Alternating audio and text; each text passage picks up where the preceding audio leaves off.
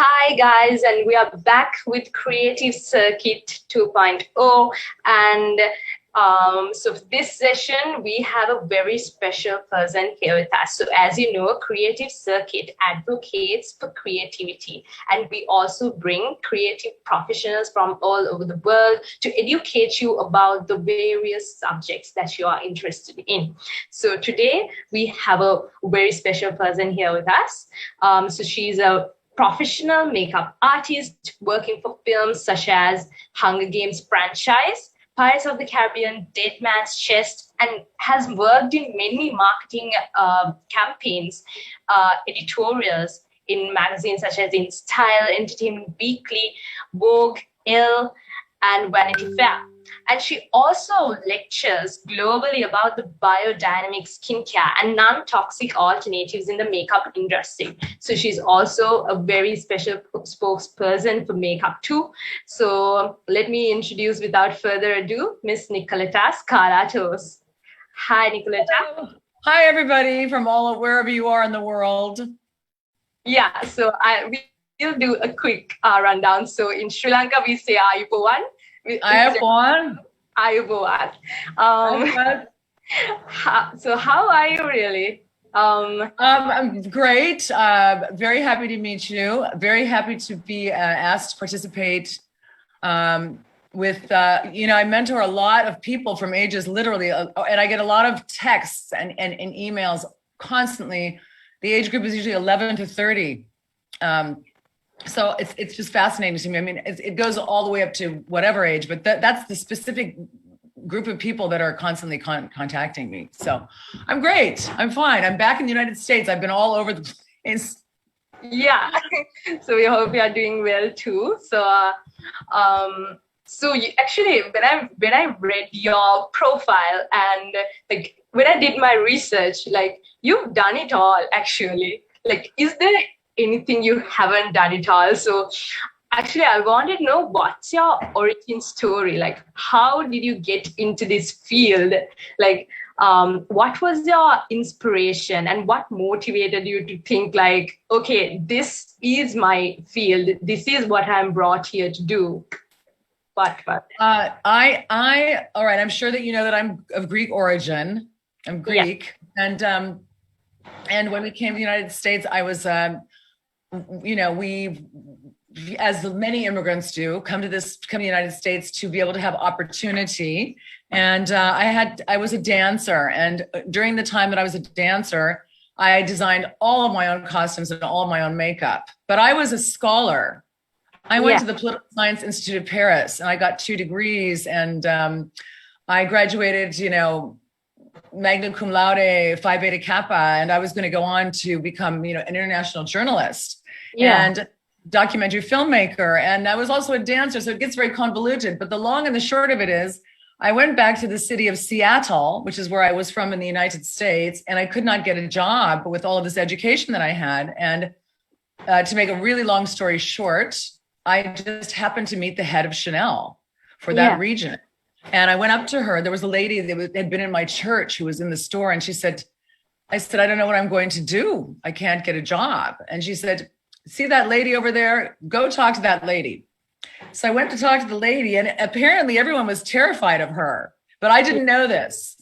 So I just walked right up to her and I said, this is my name, and you need to hire me. And so the day passed, and because I had been a painter also, I painted my entire childhood. I just made something up and painted something on someone's face and made a story about it. And we ended up selling the highest amount of Chanel that they had sold, which was not even my intention. And by the end of the day, she said, okay, I'll call you tonight. She called me that evening. And the next morning I had a job with Chanel, and she promised me a promotion within 6 months. And on the first day of the 6th month, at a very young age, I became the West Coast account coordinator for Chanel. So I learned everything from the bottom up about the cosmetic industry, because then I worked for Estee Lauder. Marketing, merchandising, product development, the business side, packaging, just every possible thing I learned. And I I always mention my father because my father was always very encouraging. And he used to say to me, this is the size of the human brain, and this is the capacity that you have. You have the capacity to learn many languages. If you want to get many degrees, do everything you want. Just master it when you do it. Don't do it flippantly or as a dilettante. So I got into that end of the business, and then I had an accident. So I was injured, and I got another degree to teach English. And then one day after I healed my back naturally, because I'm very much into natural healing, I ended up working on a project. A friend of mine asked me to come in and be a character called Carmen Miranda, which is this Brazilian, dancer with these coconut bra and crazy skirt and, with these banana on her head. Yeah. And I was in this huge commercial, and the makeup artist was having trouble. So I got just sort of jumped in to help her. It was very complex makeups. And the costume designer was having trouble.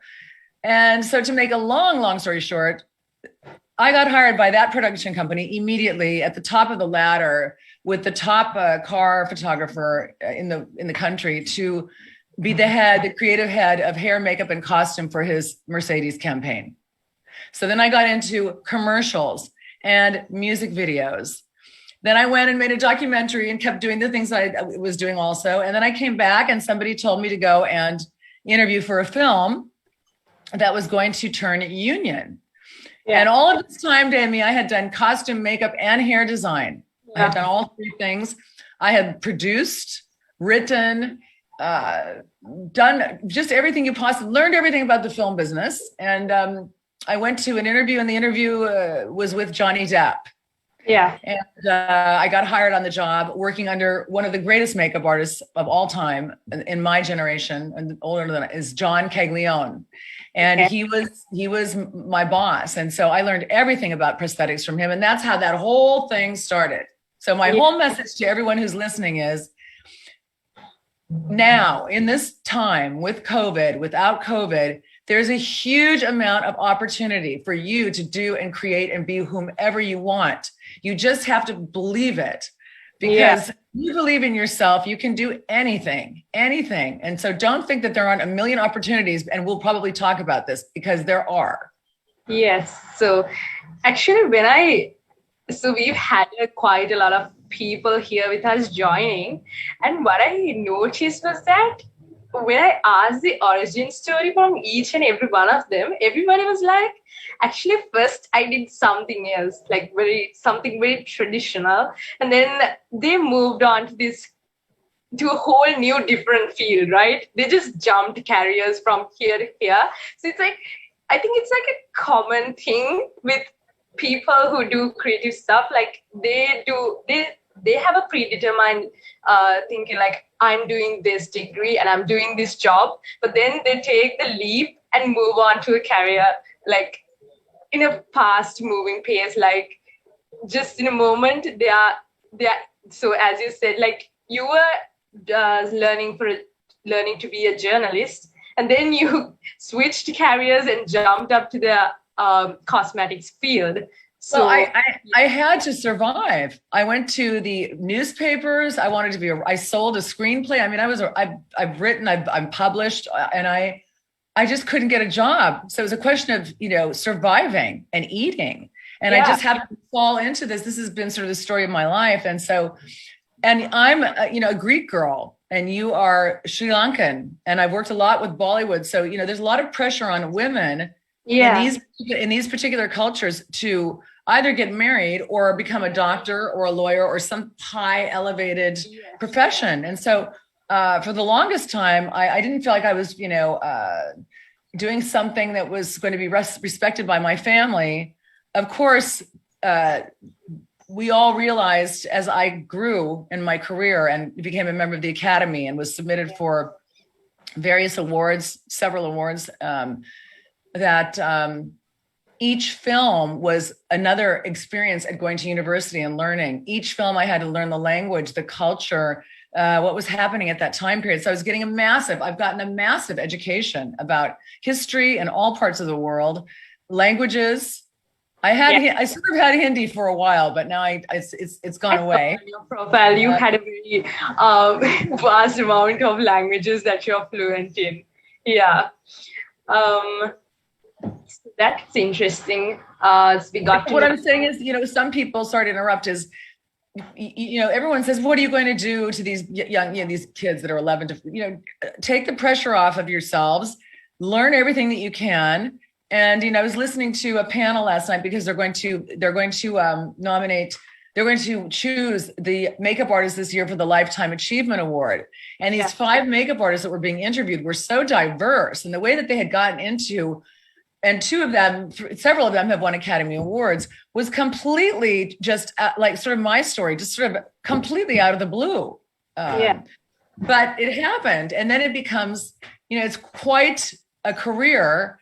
And there's a lot to it. It's not just, people think sometimes when they hear about makeup that someone's going to go.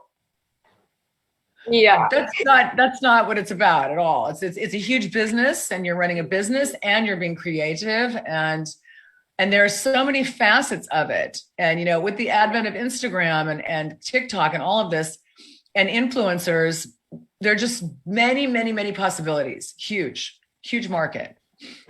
So when you choose a particular project, what kind of research did you do? What's the first thing you take into consideration before you choose one? Well, first of all, I've never done anything that I didn't want to do. And if it was something that I didn't want to do, I literally would turn it down, no matter how big the project was. It has to have meaning for me, purpose, some kind of a story or a message. And then depending upon the project, and all of my projects are so completely different. And I pulled out some things to show all of you. Then you have to do a lot of research depending upon the project, do a presentation. And then there's a whole series of events that happen as you do the project. So if it's a fantasy movie like The Hunger Games, I can show you I did just a ton of research. If it's a period movie like The Free State of Jones that I did with Matthew McConaughey and Mahershala Ali, I can show you over here. There's a ton of research because it happened in 1862 and 1865. And there's such a huge difference even in how people were behaving between those 3 years of the Civil War. Do you have any people to help you with that? Conceptually, I meet in the beginning with the director. Then I like to meet with the costume designer and the production designer. But then when I hire my team, I have a massive training about everything, and I make them read every possible thing. I usually give a reading list if it's a period movie. If people don't know how to do certain things, I give math classes, and I have various really talented makeup artists helping me in this, especially when it's a gigantic movie. And that's how it works. It takes a village to make a movie.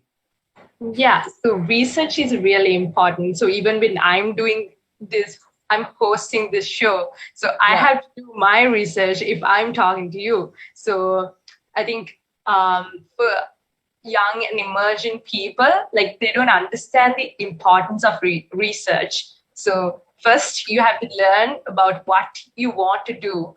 What you have to do some research and get to know what you actually want to do. Can I show everybody something? This will give you an idea. Yeah. I'm going to show you a few things, but I'm just going to show you this right now. So here's the movie. This is the movie I'm talking about. Appreciate. Okay. This is one example of, can you see this, Demi? Yeah. So this says injuries, trauma, wounds, pre and post amputation. Yeah. Every single one of these is something that I put together to teach my people every type of scene that we were going to do. Can you see it, hon? Yeah. Every type of scene, every type of makeup, the way that people had to look, what each character was. This was one thing. And then I had huge books of reference here. Yeah. So you can see right here, where's the Free State of Jones? It's this gigantic book. What does it take to read those? I can take it out and show it to you, but it's full of my research, and it has each kind of designed separated, and everyone had to figure it out, learn what was happening, because when we were filming the movie, I arrived on set and I saw a guy way in the background, one extra, and he had sideburns that were, contemporary. They weren't from 1862, and I just pulled him off the set. Yeah. I was having a problem with the director, but I said, if anyone sees that one guy, it's going to ruin the whole movie. Yeah. So as you said, like, have you had any conflicts on the set when you're doing this work? Like, how did you, were there any challenging times? Like, were there any conflicts and all, and how did you overcome this? Let's see. There's always, give me like one example. Like, I did a film. What type of person are you, like, on set? Are you easygoing or like? Well, when you're running a big crew, you sort of have to, be in control, but at the same time, you can't be too controlling. And I'm the kind of person when there's something that happens, I don't panic. I just focus, because a lot of things happen in situ that one didn't expect. We were doing Spider-Man, for example, and all of a sudden the director wanted Andrew Garfield's to be just slashed across his chest. Yeah. And we didn't have any prosthetics made. And I had made this weird concoction from a different film, and we just improvised immediately in the moment. And I just said, oh, everything's okay, no problem. They had no idea what was happening. You just have to be ready at all times for any possible situation and calmly adapt to it. If I have a really strong opinion, I will go to the director and say, I don't agree with this, such as that example from the Free State of Jones. I don't agree that you let this person be in the scene, and you're going to ruin your movie. And I'm at that point, I'm pretty outspoken about it, because although there are several sets of eyes, there are many sets of eyes. There's something called the script supervisor.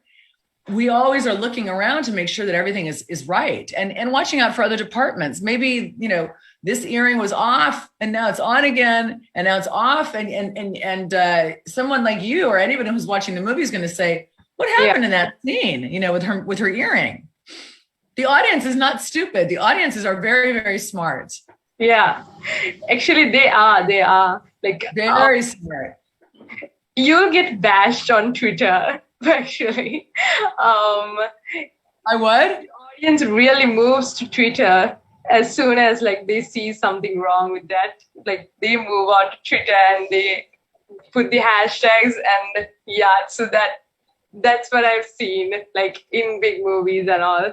So I have to be honest with you. I just was so, my actors put me on Instagram during the Hunger Games, because they said that, they told me to, wake up, because people were appropriating my work. And I never had a website until 2019, which I'm glad I did, because that's all my work. And one of my actors from the Hunger Games put me on Twitter, which I'm very rarely on, because, I have a busy life. And I don't have anybody managing my social media at this point, because my life is just so sort of packed. But people definitely voice their opinions. Yeah. So besides the technical knowledge, and you said that you have to stay calm during the set, what other skill that you think is very important for a person who wants to get into this business? Like, I think no matter how old you are, I don't care if you're 11 years old, by the time you're 16, you could be directing a movie. Honestly, I think one should learn every possible aspect of whatever it is, the craft that you want to do or the business. And I'm going to give you just two examples and not limit yourself. There's this old saying, what you think of me is none of my business. So it's a very intense culture for young people, because there's all this filtering and Instagram and who's doing what, and people start to feel inadequate, and they actually start to become very unhappy. You just have to, I've said this before in several interviews, close that out, focus on you and who you are, and be positive in who you are, and don't compare yourself to other people, but learn, and also sort of keep quiet. What do I mean by that? I mean, talent speaks for itself. When one is really talented, others will notice. And when one comports oneself well, when one behaves calmly, also people will notice, because there are a lot of reactionary people in the film business and a lot of reactivity. It's a very intense environment. Yeah. And so it's important to try to stay calm and not to take things personally. But at the same time, I suppose this applies to life and any kind of relationship. You have to put up your boundaries of what you will or will not accept. And I also believe in the old little saying, one bad apple spoils the whole bunch, or one rotten egg. It's true. So if you notice that you have someone on your team that's going to be trouble, you better move them somewhere else. Yeah. Because you want to have a harmonious environment, and there's enough work to go around for everyone. So there's no need for that kind of behavior. So I saw that you have worked for marketing campaigns and editorials as well. So is there any difference between the people, the culture, the environment compared to what you see in the film production and the set? Well, editorial and commercials are really actually can be really fabulous. And they're shorter than film, and you can go to really exotic places and get paid a lot of money and do something really creative. I actually enjoy doing them when I do them. And there is a big difference there. Whereas a film starts and has a story and ends, a commercial is only about 4 or 5 or maybe 10 days long. And a lot of people do commercials and editorial. Editorial is more really for getting yourself out there, because oftentimes when you get the cover of a magazine, they're not going to pay you hardly anything, but you're getting this massive publicity. So, commercials are to be pursued, because those advertising campaigns are wonderful. And if a person can get in with a director or a client or a brand, it's fabulous. So it's a very fast moving industry, right? So you have to stay up with the trends and all. So how do you do that? And what kind of trends do you feel like will come up in the upcoming years and all? Well, I mean, I think, for example, I kind of laugh when people talk about highlighting and shading and the Kardashians, because if you go to the Byzantine Museum in Athens, we've been doing highlighting and shading for 5,000, 6,000 years. Do you know what I mean? Yeah. I think that there's just so much room for creativity. For example, I've worked in Bollywood, this, and I've worked with Indian actors, and I was so blown away by the culture and the music and and I kept thinking, why hasn't there been a cross culture, which is happening a lot now, somebody coming over and doing some big things with Bollywood, Mollywood, Tollywood. I'm not sure what the name is in Sri Lanka. Keeping up with trends. I think that you create your own trends and you look at other trends and decide whether or not you like those trends. Just because somebody says that something is a trend doesn't necessarily mean that it's something that you like. You know what I mean? I've never followed any sort of group kind of, massive, this is the way it's supposed to be thinking. I'll look at something and look at something else. And then I usually create my own, what I think is the trend. That's very sweet.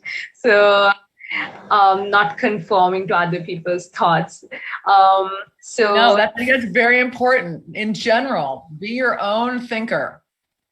Yes. Agreed. So I believe we have a lot of Hunger Games fans here joining with us, and also. Hi everybody, Hunger Games. Let's see. I can show you some Hunger Games things right now if you want to see them. Myself too. So here's a. Let's see. Here's a Hunger Games. Okay. Here's a big Hunger Games with all the actors wrote all over this thing. Yeah. And here's a Hunger Games with me and Donald Sutherland. Okay. And a lot of let's see where I've got other. Here's another Hunger Games where B and I got nominated for an award. Shows us doing makeup. Yeah. And here's this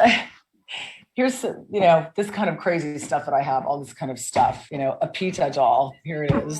Filled with all your stuff regarding all the projects you worked with. I'm sorry? So is this room that you're in, like filled with all the projects that you worked in? Yeah, I mean, it's my office, so it's got, and goes into the hallway. It has, oh, here's another one. Wait, this is another one. Here's another one for the Hunger Games fans. We love to see it.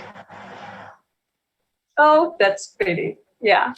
It's done. So this is my office. So it looks, it's got all my research and research books and, everything that has to do with.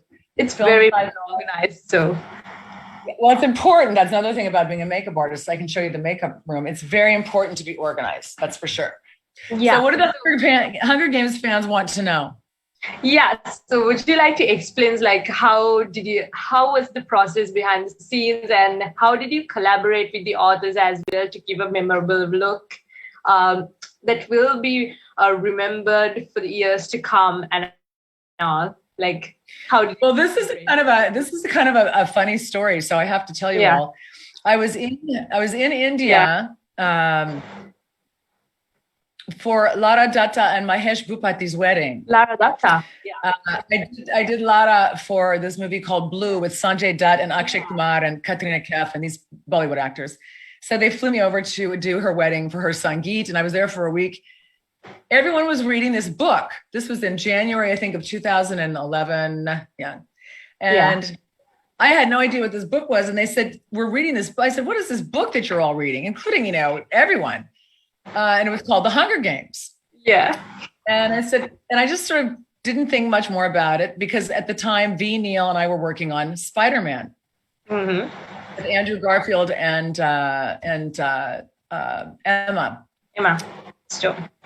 Yep, and she was fantastic. And so then I came back to the United States, and Mahesh and Lara came over to go to the Indian Wells tennis circuit because Mahesh Bhupati is a famous tennis player. Yeah. And they invited me over, and they were all reading that book still, And so long story short, I looked at the book, I saw it on this production thing, and I went to V, and I said, V, there's this movie coming up, and I think we should go for it. Yeah. And so we looked at it and I said, you should go after it because she's won 3 Academy Awards. And I said, we're both department heads. I said, I can finish Spider-Man while you start that movie. And that's exactly what happened. So we started the movie and we had to split it between the two of us. We're both equal makeup department heads on this. And I had to do the cornucopia part on the first Hunger Games when she went to start the Capitol. It was a gigantic movie, but the two of us did it. We didn't have none of these actors had their own special makeup artists come in. We ran a whole system. At a certain point, we had 55 makeup artists. So that's how we got the job. And then the producer was amazing. And the writer was fantastic. And she allowed us to bring these characters to life. She gave us complete creative freedom and latitude. And the directors also did the same. And we collaborated with the costume designer and the production designer. And I have to say that I'm really proud of that. I know that V is, because we created a whole world of characters that then became the biggest movie in the world. We had no idea. And these characters influenced and still do influence so many people because of the symbolic nature of, the districts and District 13. And, a lot of it's really kind of weird, right? Because it's kind of sort of happening in the world. Yeah. But so that was a great experience. And you can ask me any question you'd like about it. So, how did you collaborate? Were there any challenging times, or did you encounter any problems during the process? And what was the most memorable look too? Say it again, last one. What was your most memorable look? Who was the favorite client that you wanted to work with? That's really hard. I'm not sure if you choose favorites, but yeah, it's hard because we had, and we did everyone, and we'd switch people back and forth with each other. That's a very unusual thing. And it spotlights the fact that two very strong people work together in collaboration. I think it was a really great message. There's a really funny video of V and myself that everyone should watch. It's just type in V, Neil, and Nikoletta, The Hunger Games. And we're the first 3 minutes of it, we're just laughing our heads off, but it talks about our collaboration. But, you have to hire a really great team.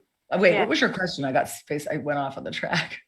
Yeah, so I wanted to ask, like, I would also like to know, like, what kind of collaboration you had with Winnie, and like, you two worked, like, you weren't just two people, you worked as a team. So how did you manage it? You said that sometimes you switched back and forth. Like, it's hard to do because the style of yours might not match the style of his. So how did you collaborate with him? Right. Okay. Well, look, I'm not asking you to choose the most memorable look. That's a hard.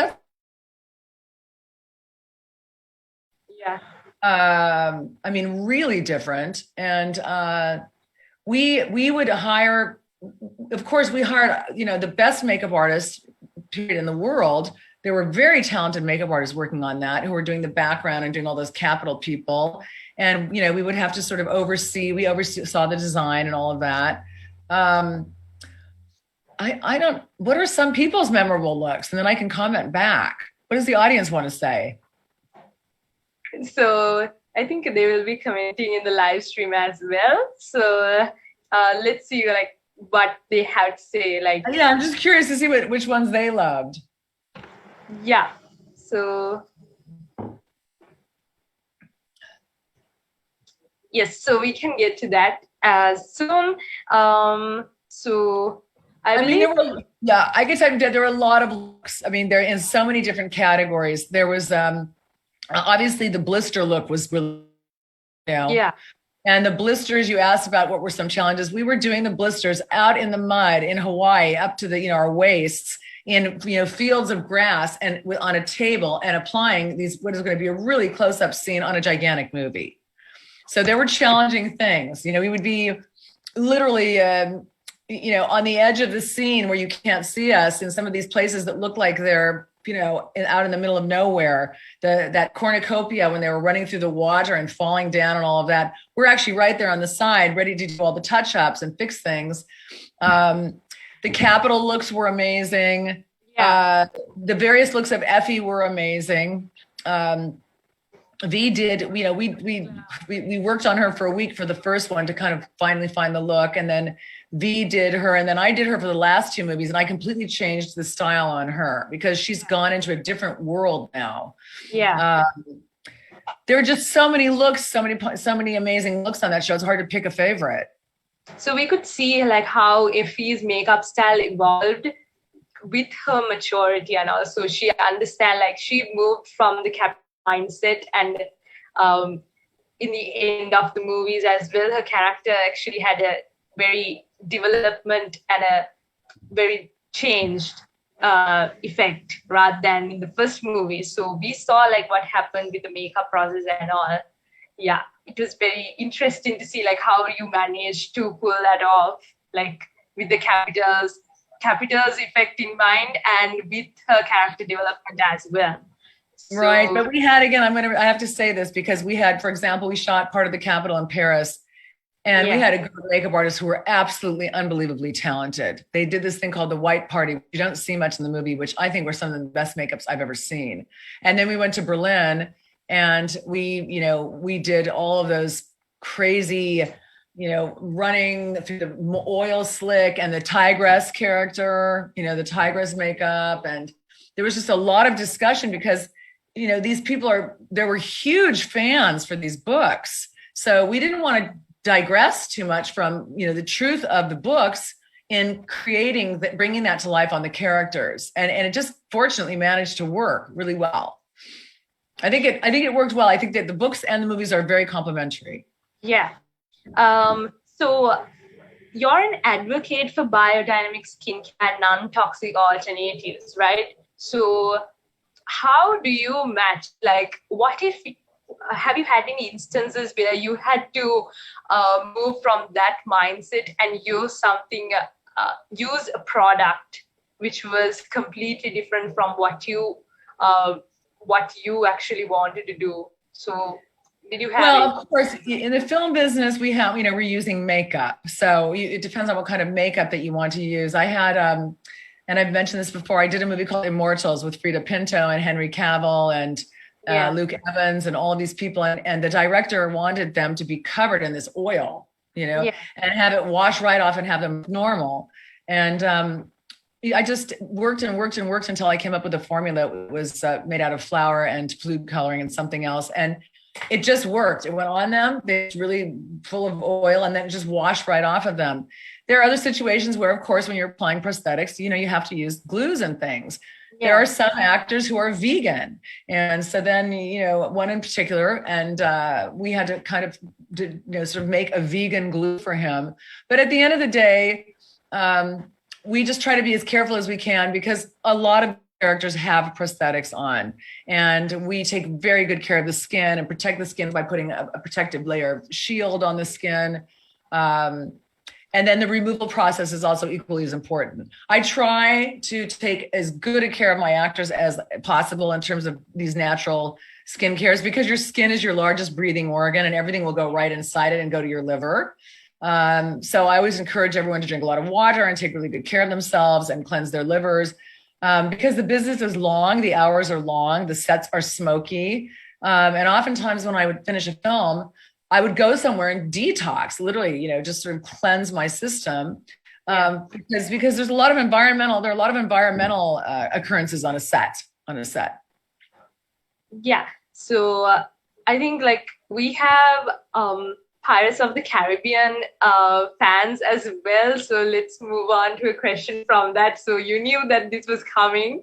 So what I wanted to ask was, CGI and makeup, they go hand in hand, right? So we saw what happened with Davy Jones in Pirates of the Caribbean. Yeah. So can you explain what was the process behind that, and how did you collaborate with the CGI artists as well to create that? So that year we were actually, I think, nominated for an Academy Award for that, and we had all these amazing makeups, but La Vie en Rose won, and that's an amazing makeup artist also called Didier Laverne, who's French. And whom I met recently in Corsica. That particular actor, Bill Nye, had an experience, I think, on a film where he was closed up in a costume that was too tight and was head to toe and contact lenses, and he just felt too claustrophobic. And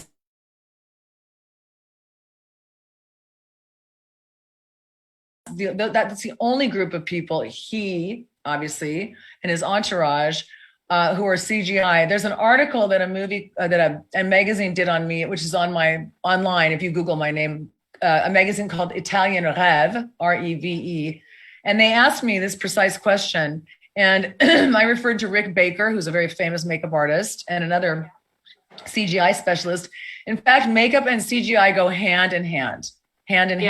So whatever they did with Davy Jones was completely complementary to every other makeup on that movie was done by hand. I can proudly say everything. The bootstrap Bill, that beautiful makeup that Joel Harlow designed. I mean, those guys had a map and a system for putting these shells and things on. It was extraordinary. I thought the makeup on all of those makeups were just amazing. I'm proud of everyone, but that's how they go. They go hand in hand, and it works really well because there's some fantasy in that movie.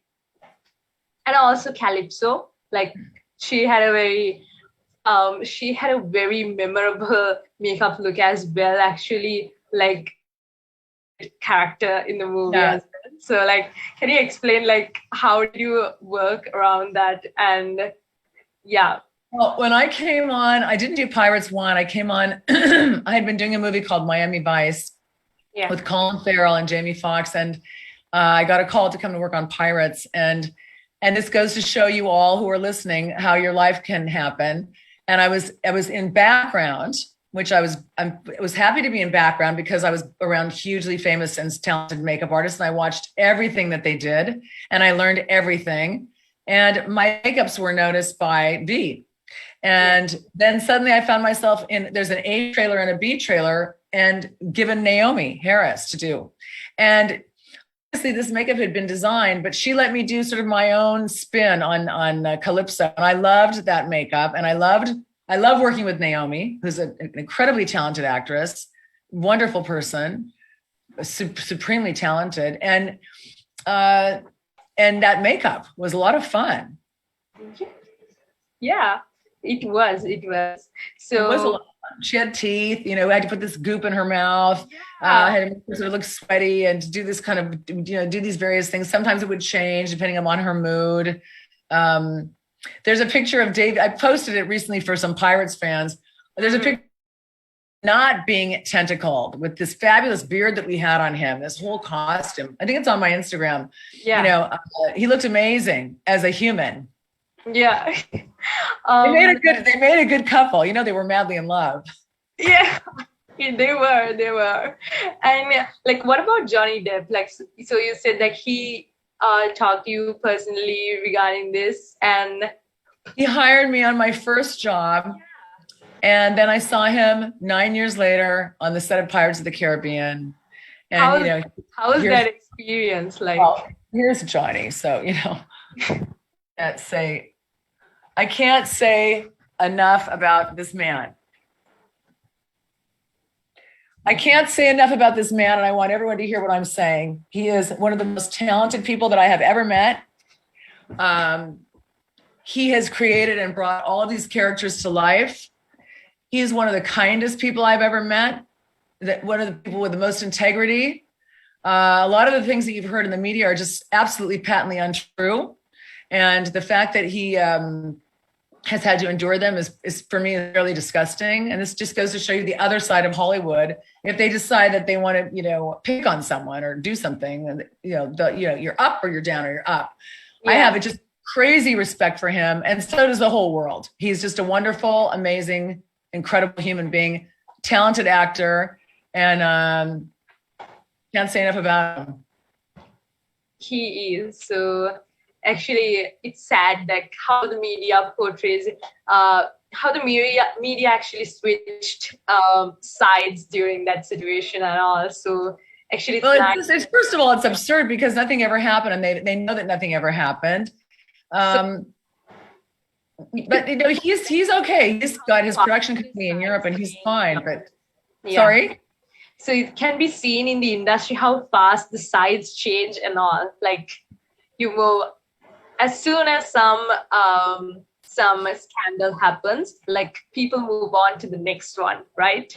So that's. Well, I think it's just unfortunately human nature, jealousy in the film business, and envy. And it's a very weird phenomena. For example, Robert Downey Jr., was a very famous actor when he was young. And then he was a substance abuser for a long time. And then he got a break and cleaned up his act and became sober. But by the grace of God, he got the position of Iron Man, and Hollywood liked him again. But that's the ruthless side of things. You can go from being loved to being vilified to having to be loved again.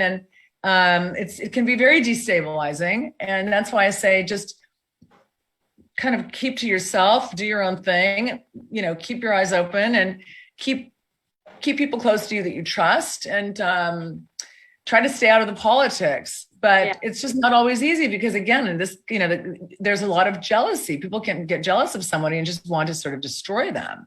Yeah. Which is ridiculous because there's enough work to go around. So, like, do you have a specific standard, like you want these people to look like? Like, what's the first thing you want people to focus on when you put on the makeup and all? Like, do you have a standard, or do you just go with, how is that? Like, no, well, first of all, I got to do a show in Atlanta, and the director asked me what I thought about makeup, and I said I didn't like it. And he said he didn't like it either. And what he was really talking about was he didn't want to see the makeup on the actors. Yeah. It should be not noticeable, and at the same time, it should be very efficacious. So you look at it and you say, "Wow, is that?" And so it just helps the actor develop their character. So my standard, I said, to do the very best work and to collaborate with the actor to create the character, and then work in collaboration with other artists to bring the whole thing to life. I'd say pretty high standard, because if it's not, and that's where you asked about conflict. If I have to discuss budgetary concerns, that's an area where I won't compromise on the look of the character and the character development, because There are just certain things that you can't compromise on. So did you have any instances where the directors told you like to do a distinct makeup looks to some client or an artist, but actually it didn't compliment them too well? So how did you, was there any instance? I think that happened definitely on a commercial that I did in Canada and in Jamaica. I refused to do it. I just said to the director, this is not working. I don't agree with this. And this is what I want to do. And we had a little bit of tension and finally he agreed with me. So that was good. Yeah. And that's when you just, assert an opinion when there's a valid reason. Whatever the context is, it just doesn't look good in the design, or it doesn't look good in the story. It doesn't work in the story. It looks completely out of place. It's going to take somebody right out of the film. It's sort of like watching what are your favorite TV shows? And I'll give you an example.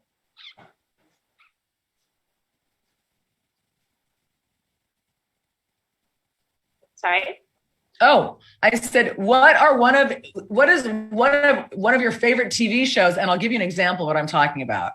So my favorite TV show is actually nowadays it's Bridgerton. So I'm kind of so Bridgerton. Bridgerton is funny. I saw Bridgerton in France, so it was all in French, and which makes me laugh because it's sort of like alors Madame Bridgerton. It's very funny. Imagine if you're watching Bridgerton and suddenly someone's wig is wrong. It looks like a wig from 2021. Yeah. You know what I mean? You just have to step in and say, this is not going to work. This is taking me out of the entire Bridgerton experience, which is this weird kind of panoply of different, ethnic groups coming together during a certain time period. Yeah.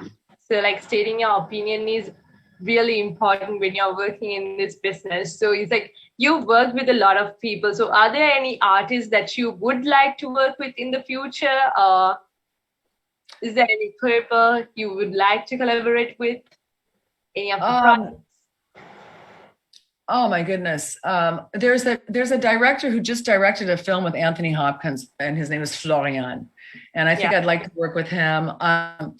There's a project coming up that I can't talk about. That's a Bollywood project. I'm looking forward to maybe doing that. There's certain actors. I mean, I've been really blessed, Dehami. I've worked with, I think, the best actors in the world, and had really great experiences.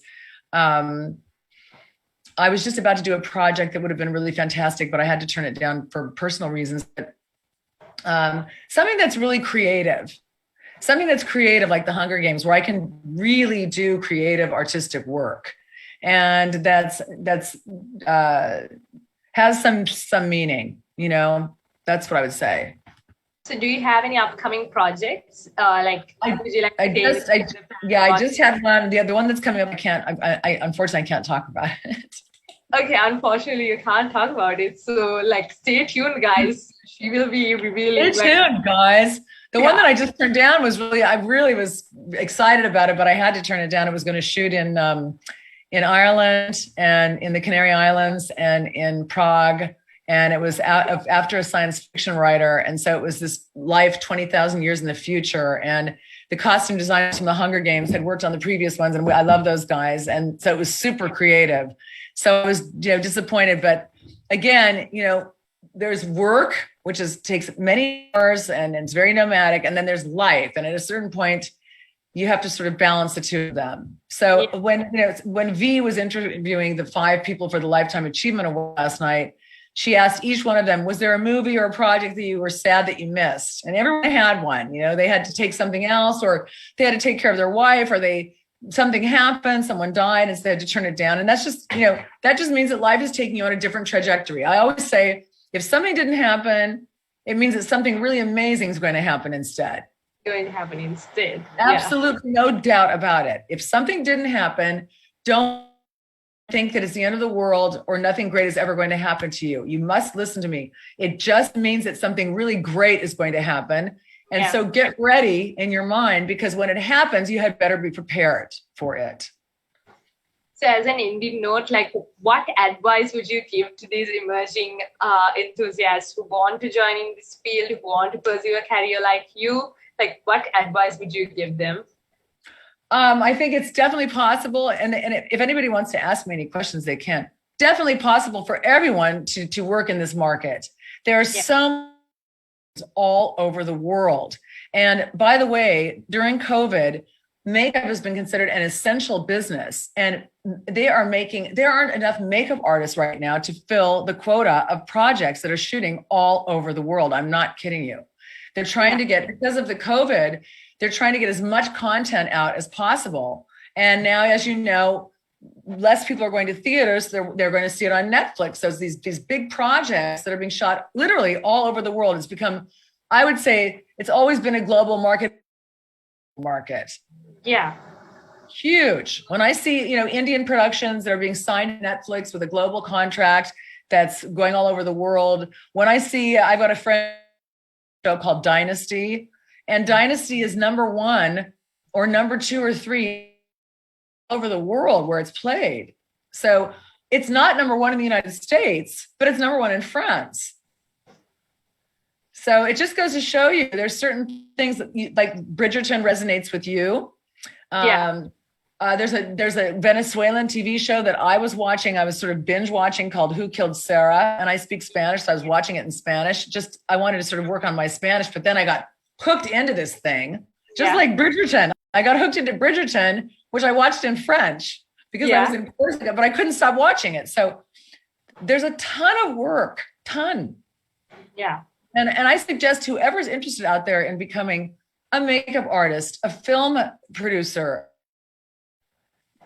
look at who you consider to be somebody you would want to be your mentor, and just go find out where they are and write them a letter. I mean, when V and I did the Hunger Games, we brought a girl on who was our assistant, who worked for very little money for 2 years. She got a master's degree in makeup. She's just joined the union, and she's, working like crazy.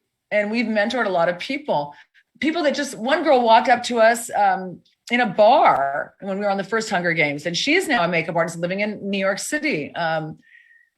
You have to be a little bit bold, sort of like I was in the very beginning with that, the head of Chanel, just walked right up to her. We laugh about it now, but people were terrified of her, and I had no idea of it at all. So take the risk, right? Take the risk. Go after the best. Yeah. John Caglione, who won his first Academy Award at age 9 and was nominated for an Academy Award for Heath Ledger in The Joker. And he's done a million things. He's up for the Lifetime Achievement Award. When he was just getting out of he wrote a letter to Dick Smith, who was then the biggest makeup artist, in the business. Mm-hmm. And Dick wrote him back. And he worked apprentice with Dick, and that's it. He just went right on that trajectory. So you just don't know. What if you're a musician and you want to work for A.R. Rahman? Well, you go and find him. You go and find him. You go and just find him in a cafe. You know what I mean? So you can take me as an example. So I actually found you. So I reached out to you and you came. Yeah. So it's really funny because I don't ever get any of those emails. They go to my web guy. And so he sent me an email once that was actually, I had, do you know who Richard Branson is? He owns Virgin. I had written some little thing on his Instagram saying, the next time you go on some project like that, you should take a lot in common. I really wasn't really fully aware of who he was. And so he actually wrote me back.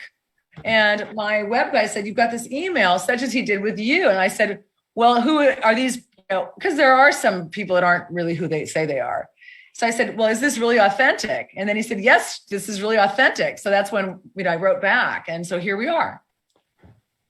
I think you said a lot of stuff and the best part about it is we learned from here today is take the risk, don't conform to your simple space, go beyond what you have within your boundaries, go beyond, think outside the box and do what you have to do, right? So thank you, actually, Ms. Nikoletta, for joining here with us at Creative Circuit. We learned a lot from you, and you gave actually it was very inspirational. In my opinion, it was very inspirational. So like, I want everyone to hear what I'm going to say, which is don't give up before you've even started. Stop looking at all that filtering, blah, blah, blah on Instagram. yeah.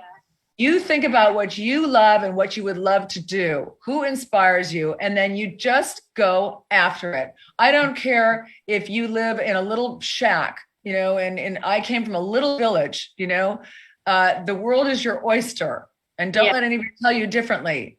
That I really have to, you know, accentuate that. Be positive and just keep your blinders on for yourself. I don't mean to be an egotistical maniac. I mean, just learn and study and become the best and go after what you want and learn everything. Knowledge is power.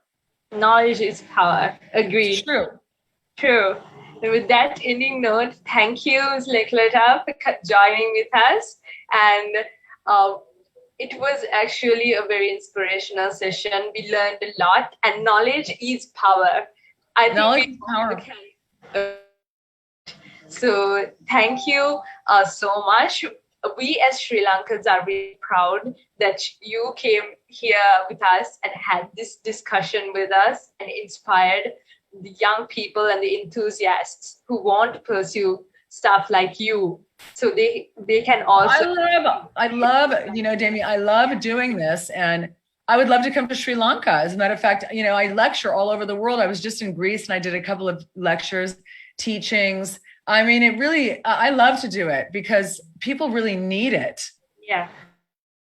So I'm often traveling for this very reason. I'd love to have you in Sri Lanka as well. So we'll have to figure that out because I want to come. Yeah. So definitely hit us up at Creative Circuit so we can arrange sessions like for the people who want to learn more about this industry, right? Absolutely. I've been happy to come there. If I come into this film in Bollywood, we should figure it out because I'm happy to come down and teach about filmmaking, makeup artistry, all of it. I mean, it's when you're meeting somebody face to face, then it's even more intensive because I can demonstrate things, you know. Yeah.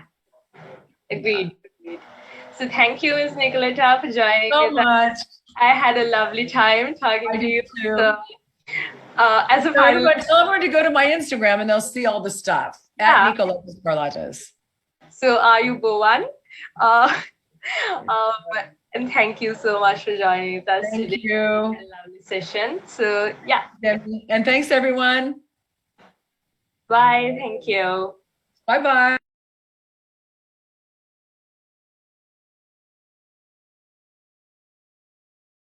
I hope you guys learned a lot from Ms. Nikoletta about her work and why you should take that risk, right?